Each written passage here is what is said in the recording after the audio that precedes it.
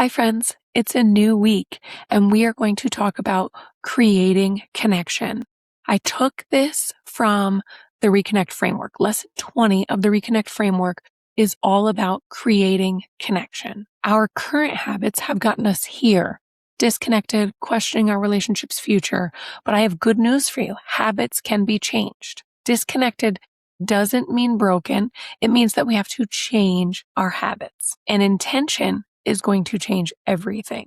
Passive connection versus intentional connection is what we're going to talk about this morning. Waiting until you feel connected to show affection is passive. Choosing small acts of affection to create the feeling of connection, no matter what, no matter how you feel right now, it's something that you're choosing to do, is intentional connection.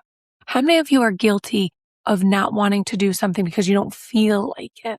It's like working out. It's like drinking water. It's like eating healthy, going for a walk. We don't always feel like we want to, but we know it's an important part of our health.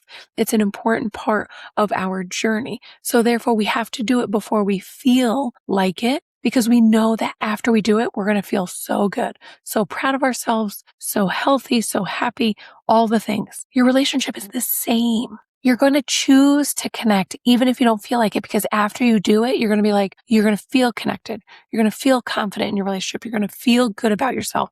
You're going to feel good about your partnership.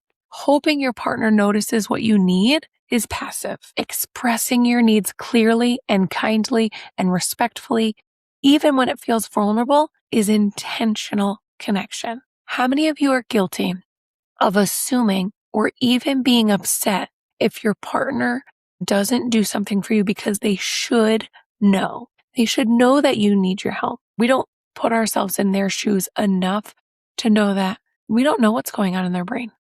We don't know what kind of day they've had. We don't know, and therefore we can't assume. We know what happens when we make assumptions. So assuming your partner should know what you need, or assuming your partner will notice what you need, is setting your relationship up for failure. Choosing to express what you need clearly and kindly and respectfully will intentionally help you reconnect in this relationship. Letting weeks pass without real conversation is passive. Protecting even 10 minutes every day to sit and have genuine conversation is intentional. When is the last time you've had a in-depth conversation that didn't revolve around kids or work or logistics or bills or plans, but just a genuine, how are you?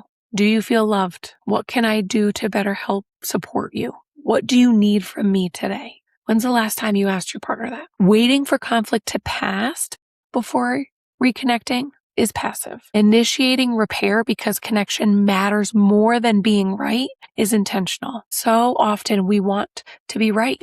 We want to prove a point. We want to make sure that they understand our side. But your connection with your partner should matter more than any of that. Are we good? It's okay to have a difference of views, a difference of opinions. But can we come together and understand that together? That is intention. This is one of my favorite ones, and probably one of the biggest shifts for me in my own relationship was assuming your partner knows you appreciate them. That's passive. I'll even take that a step further and say, assuming that your partner's role is just their role and not finding appreciation in the little things is passive. Naming the appreciation specifically and often, so it's never assumed and never taken for granted, is intentional. I started thanking my husband for everything. So much to the point where he'd be like, you okay? Like, what's going on? I would thank him for taking the garbage out, for putting his dishes in the sink, for saying goodnight to the kids, for chatting with me without being on his phone, for going to work and coming home, for picking up dinner on his way home. Like every little thing that I no longer wanted to take for granted because it just is something he should do as a husband, as a dad, as my partner. He should just, that's what he has to do because this is what he signed up for. That leads to extremely unhealthy relationship. That leads to disconnection. It costs nothing to show appreciation for all the things. And guess what? It started to get reciprocated. Letting busyness crowd out your closeness is passive. Saying, well, this is just the season of life we're in with kids, with work. It's just a busy time of life. That's passive. Treating connection as a non-negotiable is intentional. Your relationship is the foundation in which your kids are learning about what a healthy marriage is. I don't care if your kids are young or old, you still have influence over them. What are you teaching them? What are they learning as a healthy relationship and a healthy marriage by watching you? If you treat it like it's like everything else comes first, that's what they're going to learn. And they're going to end up in the same cycle as you. But if we can treat connection as a non-negotiable, our relationship comes first because we have to be okay in order for them to be okay. We have to be okay in order for life to be okay. You deserve happiness. You deserve a full life. You deserve connection, but you have to get out of your own way and start treating it like it's something that needs to be nurtured every single day because newsflash, it does. It is important, just like sleep and food and nutrition.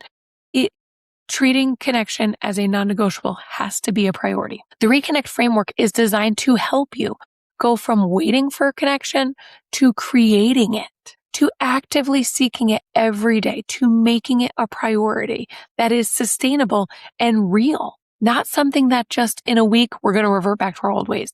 This is sustainable, real change that we're creating. And this is where everything comes together. I want you to think about the things that we have talked about today, and I want you to see where you can implement intentional connection throughout this week. I want you to go over to the Reconnect Room app and share with us what is something that you did or are going to do this week. I want you to share with us over there. I want you to stay tuned because there's going to be some fun stuff coming in the Reconnect Room app this week. I want this to be your sign. That change happens, but you have to be intentional with it. You have to invest in yourself and you have to be willing to do the work. The Reconnect Framework is 32 lessons. This lesson right here is just one of them. Each lesson comes with a video, just like this one, short, to the point.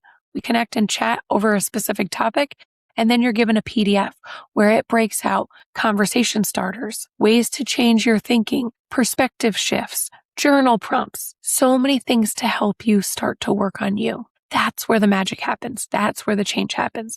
If you are interested in joining the Reconnect Framework, reach out to me, send me a message because the doors are open and I am waiting for you.